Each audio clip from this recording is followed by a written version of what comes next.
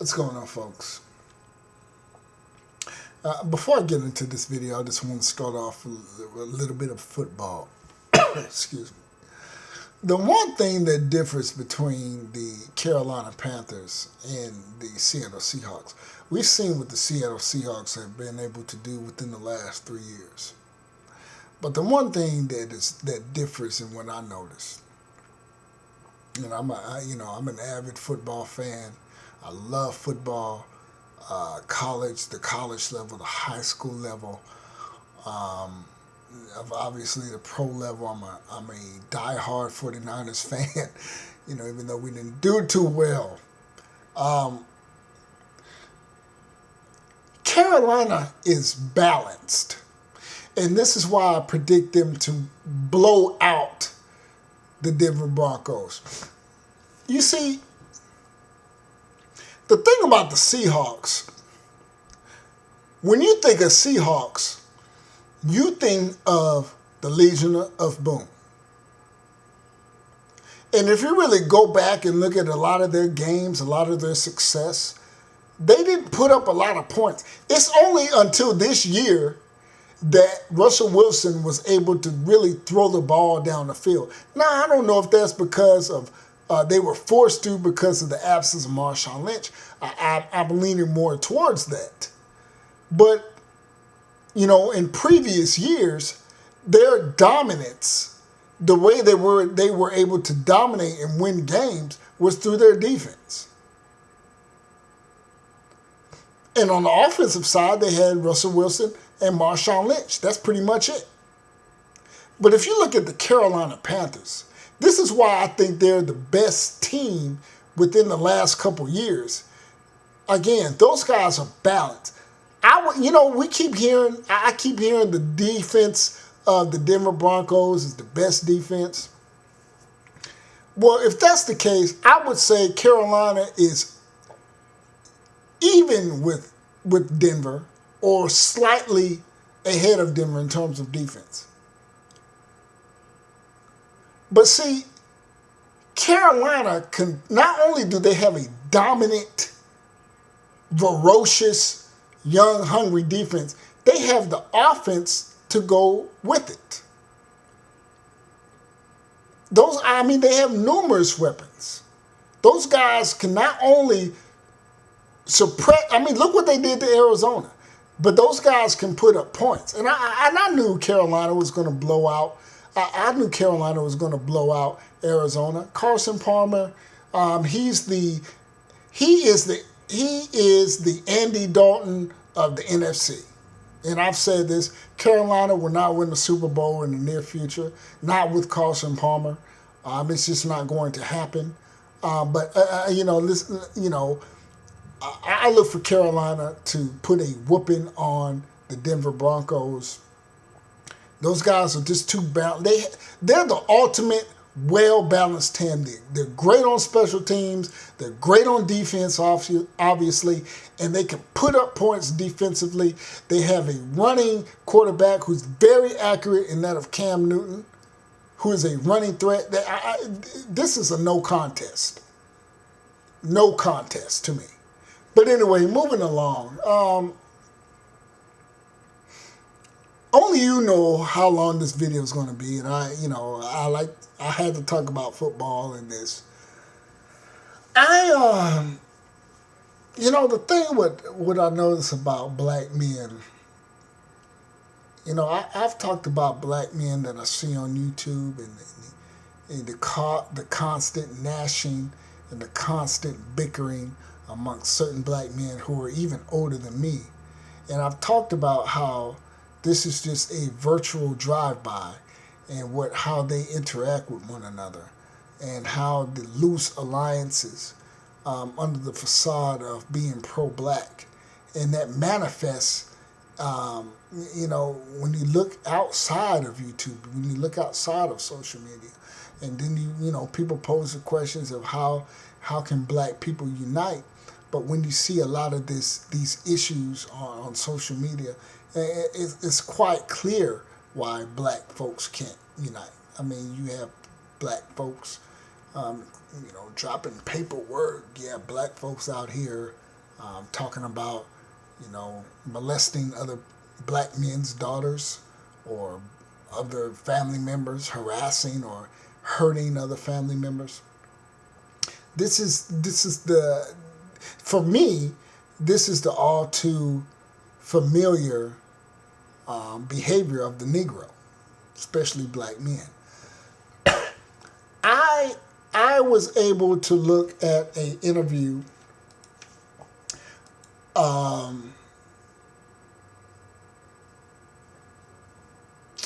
about. I'm subscribed to a channel called DJ Vlad, and I was able to look at an interview. Let me try to find it real quick. Of Yusaf Mack. Some of y'all may be subscribed to DJ Vlad. It's entertaining because I remember a lot of that music. I remember Lord Jamar, and those guys, and Grand Poobah. They were part of. The group escapes me, but I listened to a lot of that music. They did interviews with DOC and MC8 and things like that when I was in my teenage years, and I listened to a lot of this music, Death Row. So it's kind of, I kind of lapsed back, but they had a particular interview with this boxer, Yusaf Mack, who was from my understanding, he was a pretty successful, prominent boxer that was coming through the ranks. But he did a gay sex film, a gay sex tape. Excuse me. And I listened to that interview. Excuse me, I'm still trying to get over my little cold. I listened to that interview, and it was sad to listen to, man. It was sad, man. I tell you, I was listening to that interview on the way to work, and I heard the brother, and his speech was slurred, and he said the reason it was slurred is because of the repetitive hits, or he took to the head, in different boxing matches. And I was listening to how he came to do that, how he came to do a gay sex tape, and he said he did it. And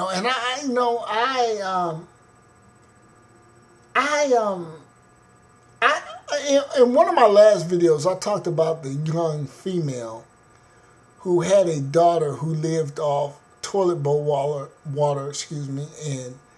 and roaches because the mom had died. And it made me look at the social economic status, all the things that make that situation go down. And then I looked at this brother Yusaf Mack's story, and I'm like, what would make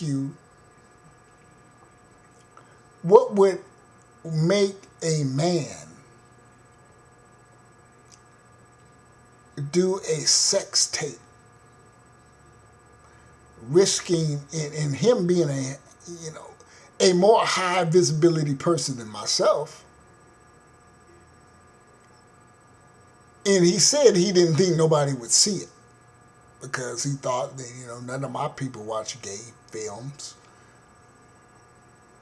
And he did it for $2,500. And I said to myself, what would make a man get naked with other men, and let another man slide in him and do all types of things to him? Like me, $2,500, I have that. right now. I mean, I have that. Not, and many of y'all know I don't toot my horn, but I'm illustrating. I don't showboat or flodge or stunt or nothing like that. I have that right now. $2,500 easily accessible. And I began to think about, how did a guy who was a prominent boxer end up in a position where he needed to do something like this? And this brother has kids. What position was he in? And of course, I don't know if you guys had the opportunity to go listen to the interview. You can just Google Yusaf Mack DJ Vlog. I'm pretty, it'll pop up, obviously. You can listen to it. But what kind of situation? And it got me to thinking. I look at, I mean, like I said, the story was sad when I listened to this brother. And I've talked about black promiscuity in the so-called black community. And how black men, in a lot of cultures, black manhood, when you cross over that threshold, you do a series of things. In the so-called black community, because there's really no systematic cultural protocols in place. A lot of the times, crossing over into what black folk perceive as manhood is having sex with busting your cherry. Let me just say that. Which to me, obviously, is not manhood, because anybody can do that.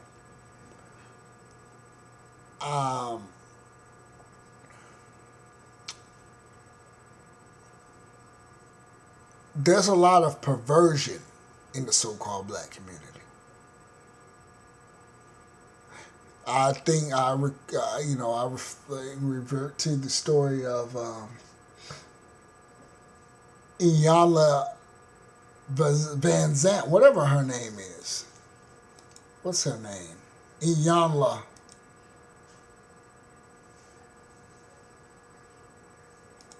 Her show on OWN. I believe her name is Iyanla Van Zant. And she had the brother who had 34 kids by 17 different women.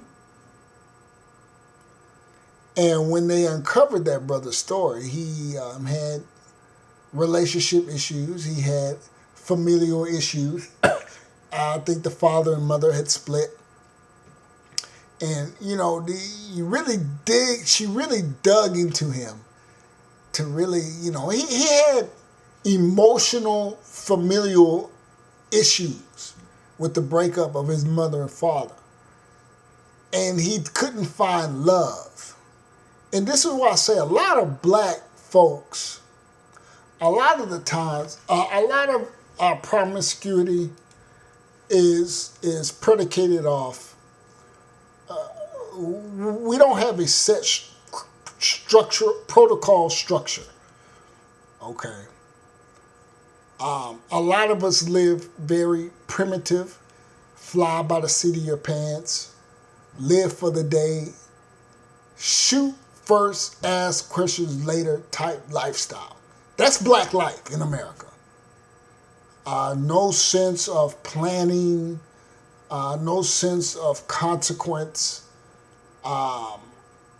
Do it at this moment.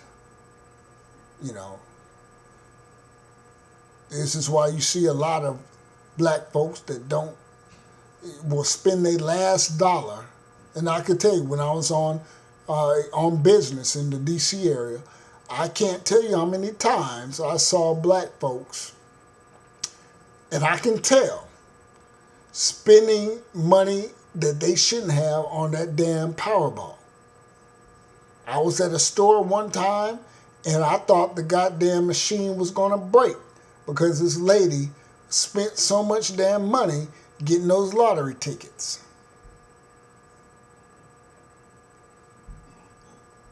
And it's I look at that and the stories with the brother Yusaf Mack and how he was able to let another man penetrate him for $2,500.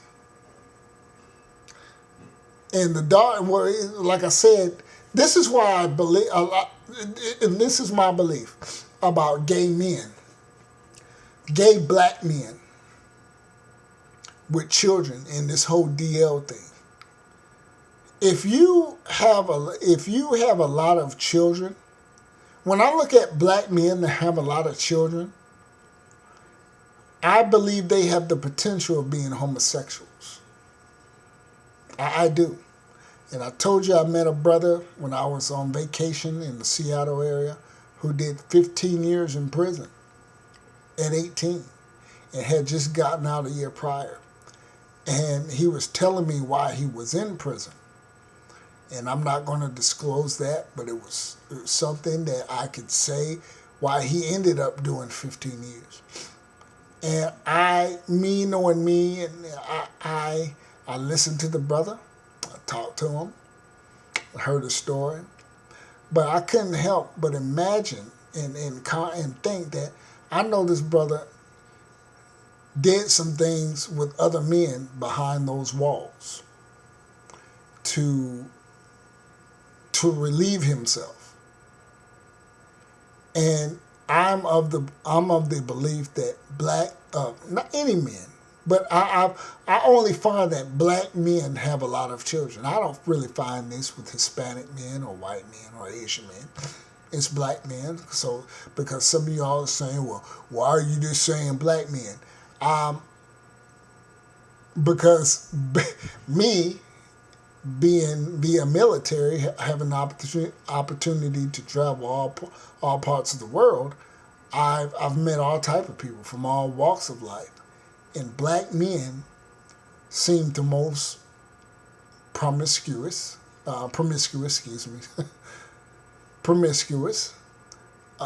men, this casually talking, seem to have the most issues with baby mamas and illegitimate, the question of illegitimate children and things of that nature. So this is why I say that.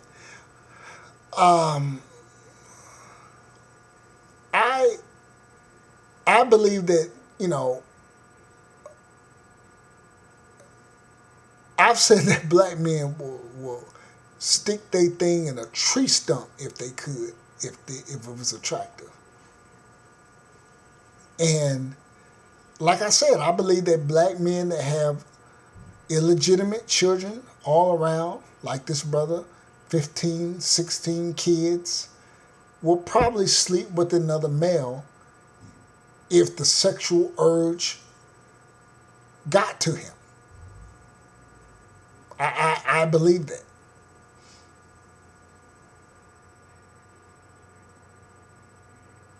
This is why a lot of jail Negroes, I assume, have had homosexual acts with other men. There's no way you're going to tell me you did 15 years and you just ejaculated yourself for 15 years. I know, and you had and you've had numerous children and you were sleeping with everybody and their mama on the outside. Now that you're on the inside, you're going to tell me that all that ceased? I just don't believe that. That's why, when brothers come and I meet a brother and he says he has 5 kids out of wedlock and he's not married or anything like that. I'm kind of like, man, I think it's safe to say, and maybe 4 different baby mamas, I think it's safe to say that, man, if there were no women around, you would probably, resort to some butt, some male butt. I think it's safe, you don't have the self-discipline to restrain yourself and to discipline yourself. This is why you see a lot of black men that walk around with all types of women that you shouldn't even be walking around with, man. that are just not up to par.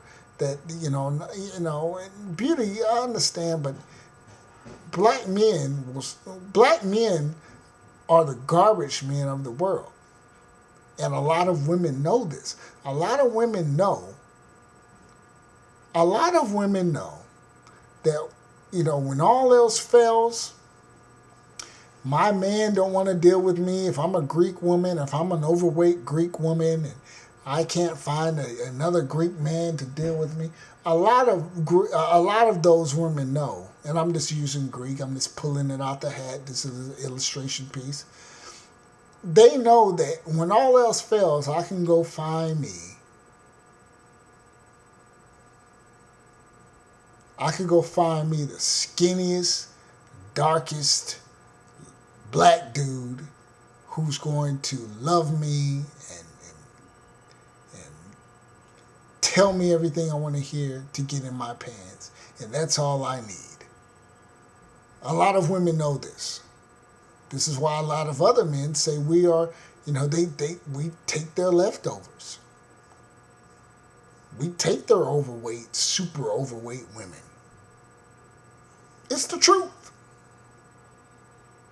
There's no standard amongst black men in the world. And these things, they're the truth. They're the hard truths that many of us don't want to hear. I don't watch Tommy Sotomayor religiously.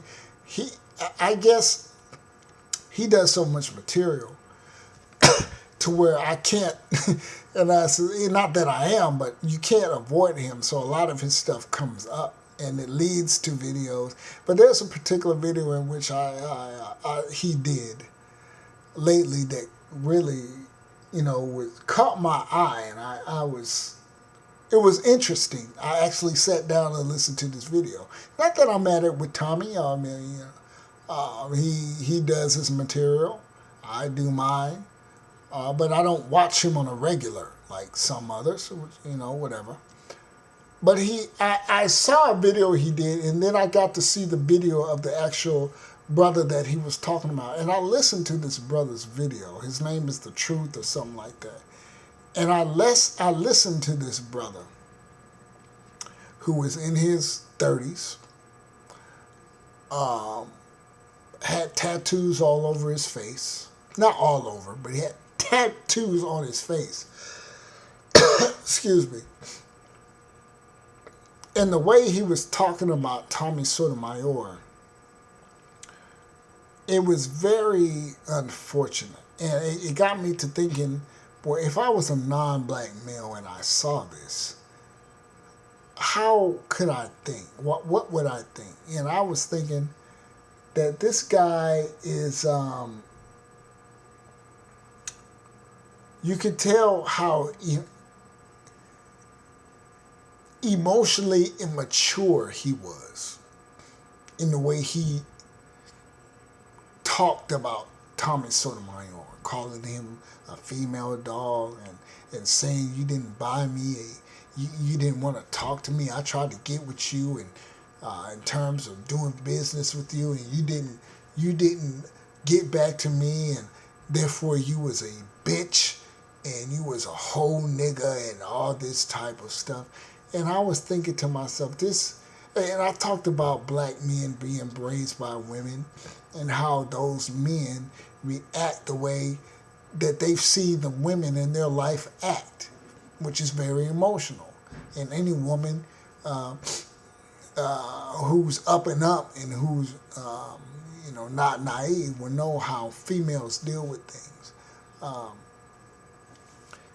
And it was, the way he reacted, calling Tommy Sotomayor, those types of things, all off because Tommy Sotomayor didn't get back to him. He was a bitch. I mean, he was a hoe, and this whole YouTube, a lot of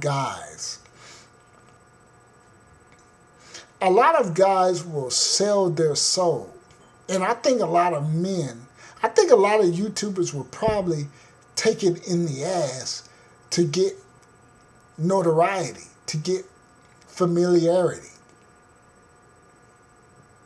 And they'll say the most outlandish, they'll do the most outlandish things just to get that.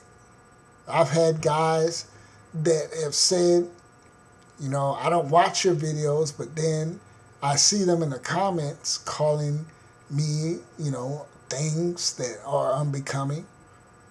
And I'm like, why? If I don't like what you say, I'm not going to deal with you. I'm not going to let you know that. I'm just not going to fool with you. But you have a lot of emotional, effeminate, and I know this is cliche and I keep saying it, a lot of emotional, effeminate, womanly acting men.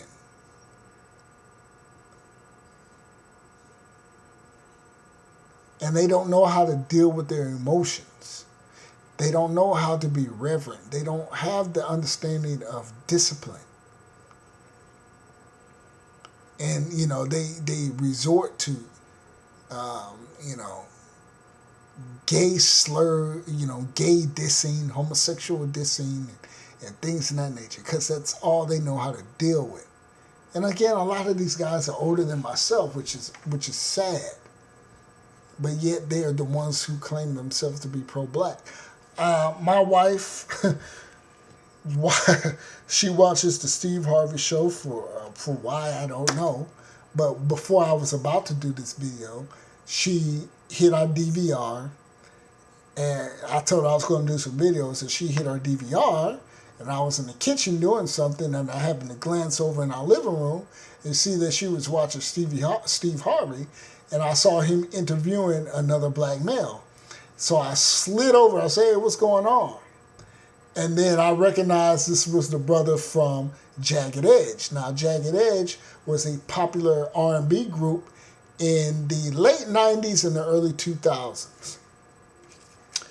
And this brother, one of the backup singers, had beat his wife and shoved the engagement ring down her throat. And I didn't know this before I had watched this show. And this brother beat the girl so bad till she had golf ball sized knots on her eye. Her family doesn't associate with her anymore because he took her back. And I listened to this brother boo-hoo. And Steve Harvey could see that this nigga was full of feces.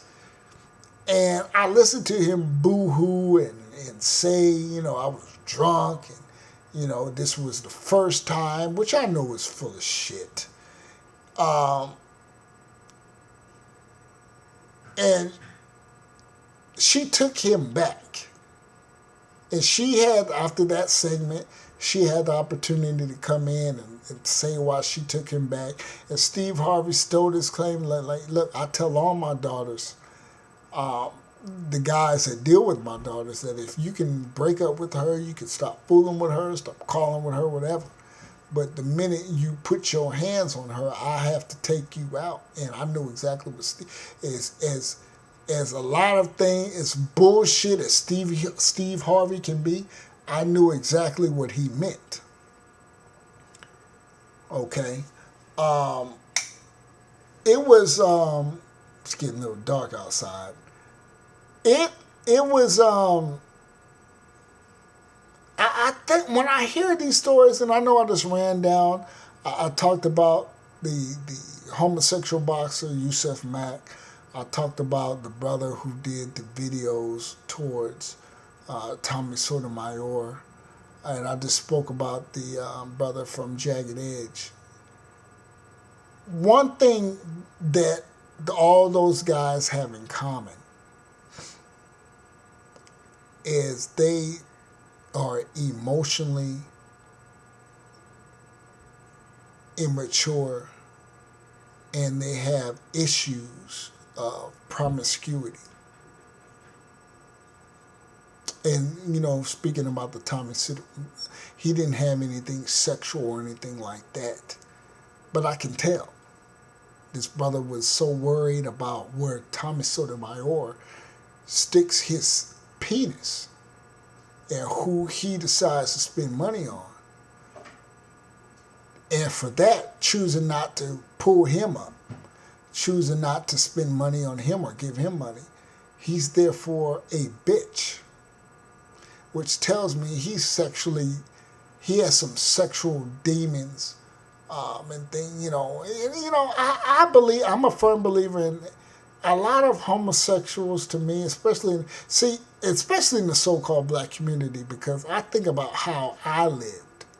A lot of black folks, you'll have an uncle you'll have an uncle that is a handyman that live in the house. You have some cousins, and it'll be like 15 people in a damn house. You know what I'm saying? And, when everybody sleep, or when everybody, you have somebody, a young teenager, female at home, and that uncle at home, shit happens. Y'all know what I'm talking about. Y'all know what I'm talking about. Or a young boy. Or you had that uncle or that cousin that just got out of jail, just as I spoke about, the brother who I met in Seattle who did 15 years in prison. I know he did something with another man. And he comes home, and maybe the 11-year-old or the 12-year-old who just got home from school, and they the only ones in the damn house. And he ain't had no ass in I don't know how long. He been used to dealing with men because he been in prison for damn 12 years. That kind of stuff. So this is why I speak about black homosexuality and how I believe a lot of it is facilitated through those type of familial arrangements.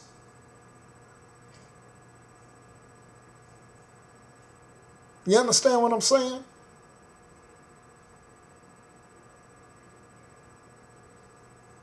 So it's like I gave you all those stories. I gave you those 3 stories to kind of just paint a picture of how a lot of black men are these days. A lot of black men are mentally weak. They're physically weak.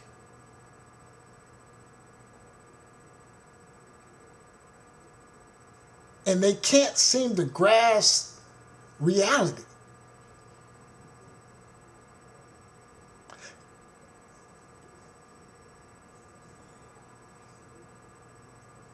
And then you see that play out in their interactions with some of the high visibility cases that I've talked about, the Michael Browns, the Trayvon Martins, the Eric Garners, and things in that situation. It all comes together, and I'm trying to explain it the best way that I can.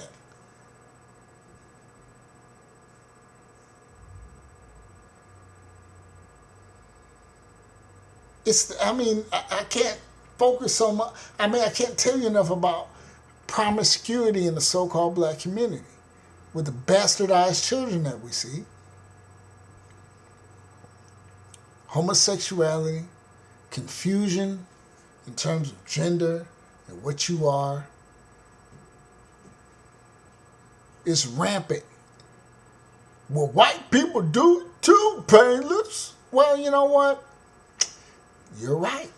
But guess what? White folks ain't got the issues that black folks have.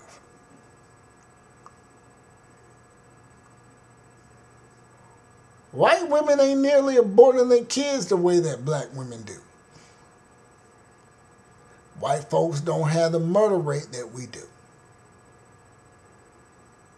And this is why when I point out things, this is why I say I'm more pro-black than you if I were to subscribe to that silly ass notion. I'm more pro-black than you. I'm open up on these things. You're not.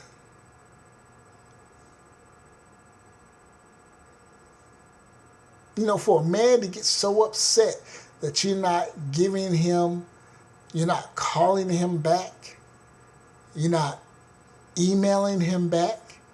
And for that, you're going to try to take him. I listened to that guy about Thomas Sotomayor. He said, when you didn't do that, I was going to vie to take you down. See, that's feminine traits. That's female traits. And this brother was in his 30s with tattoos on his face, disabled, talking about a PlayStation. And talking about taking another man down that didn't get to him in a timely fashion that he's never met. And you couple that, I would think that he would probably suck Tommy Sotomayor's dick if you act in that way. If you so in your feelings about a man you've never met,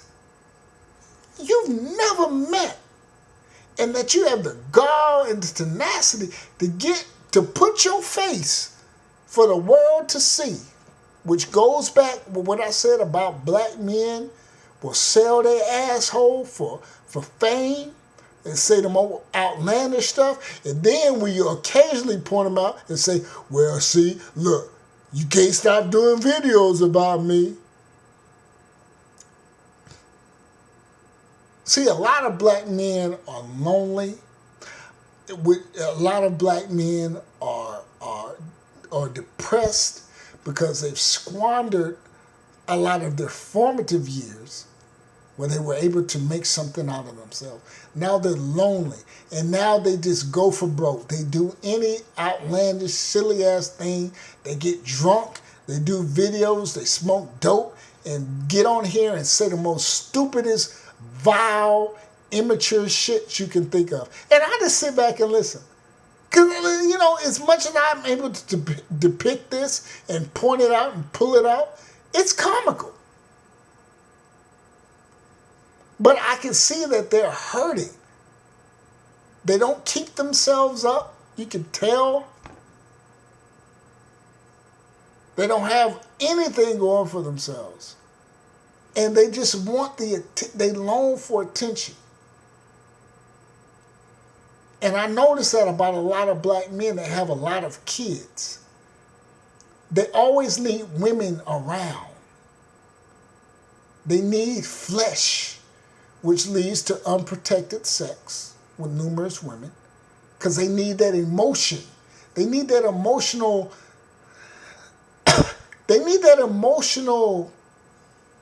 I don't know. They just need that. This is why I don't trust pussy hound men, because pussy hound men, let me tell you something about pussy hound men. And a pussy hound man is somebody that will do anything to get in a woman's drawers, to get in between. A pussy hound will throw you under the bus. A pussy hound will never stick to the script. When it's time to do business, when it's time to do anything what you want to do, they have pussy on the brain. And they will put that uppermost instead of the business at hand. And a pussy hound individual will throw you under the bus, even at the expense of them, to get whatever they need.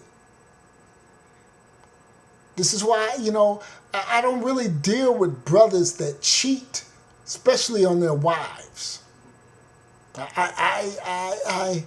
It's been my experience that a lot of those brothers are irresponsible. They're pussy hounds. They're not to be trusted. They have no loyalty. I mean, if you're going to cheat on your wife of 7 years and you have 3 kids at home and you're risking bringing home a disease, nowadays it's rough now. I mean, I can imagine cheating now, but if you're willing to risk that and bring home a disease to a woman that you live, I tell you about a dude I knew in the military. Pussy hound. Bojangling, step and fetch ass, drunk Negro. I remember he messed with this one female. She was a cook in the military. Got a disease. Got the clap from this chick. He couldn't sleep with his wife for about 2 weeks. getting chicks pregnant, getting soldiers pregnant. He was just a sloppy ass nigga. He was a sloppy nigga. And those are guys, see, when I was younger, I knew they was fucked up, but, you know, now that I'm older, I can't deal with black men like that. Any man like that. But I'm talking about black men. I can't deal with those men like that because they will get you caught up. They don't have the discipline and drive that I need to involve myself in. And it so happens that a lot of men have this. A lot of black men are like that, promiscuous pussy hounds. And in a sense, this may strike you as a surprise. I see why some black women choose not to deal with these brothers. I do.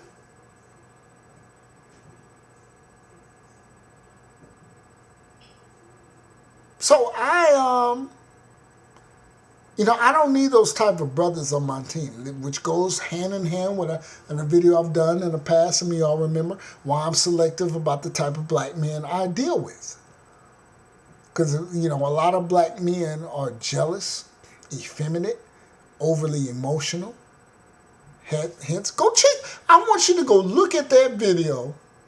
Type in Tommy Sotomayor, his recent videos, and you have the opportunity to see that brother, how emotional and effeminate and petty and frivolous he was.